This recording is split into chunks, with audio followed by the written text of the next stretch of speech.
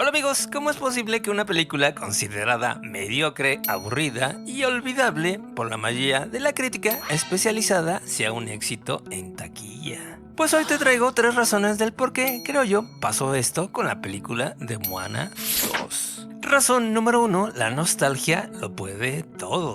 Primero que nada, hablemos de la carta más fuerte que tiene Disney, que es precisamente la nostalgia. Porque todos amamos a Moana del 2016, esa chica valiente que surcaba los mares, intrépida, junto con sus amigos bastante carismáticos y simpáticos. Y además de esas canciones que mal que bien eran pegadizas.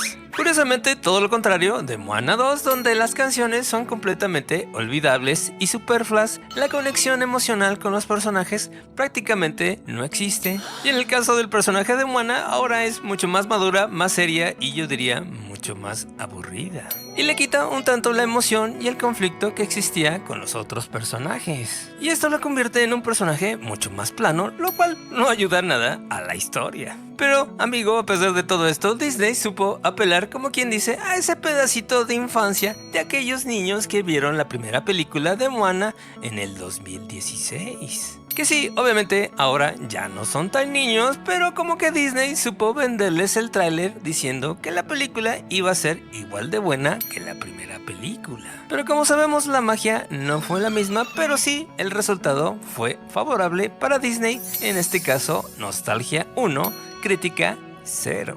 Razón número 2. Esta película básicamente está dirigida para niños, pero muy pequeños. Si algo caracteriza a la película de Moana 2 es que está claramente diseñada para un público muy joven, dado que aquí no hay mensajes complejos ni tramas profundas como pasaba en Zootopia o en Intensamente, sino en este caso es un paquete, digámoslo así, visualmente colorido, pero un tanto simplón, que está claramente hecho para mantener entretenido a los más pequeños de la casa. Porque en mi opinión sí, la película le puede funcionar perfectamente bien a los niños pequeños que realmente solo necesitan risas, músicas y personajes, digámoslo así, amigables y no necesitan mucha lógica en la historia. Y me parece que Disney sabe perfectamente cómo capturar a esta audiencia, aunque los mayores suframos un poco en el proceso. Y razón número 3, el poder de la maquinaria de Disney. Porque por último no podemos ignorar al gran tiburón en el océano, que es precisamente la maquinaria de marketing de Disney. Porque cuando Disney saca una película es un evento global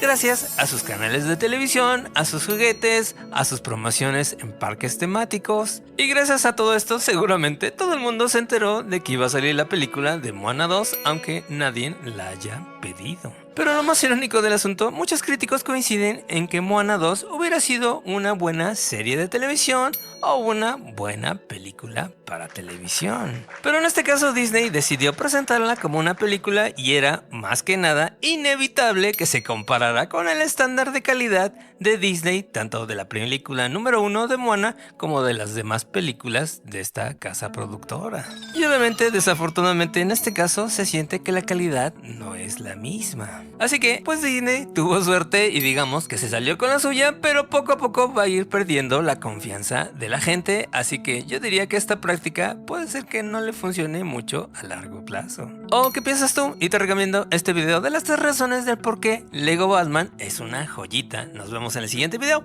Bye.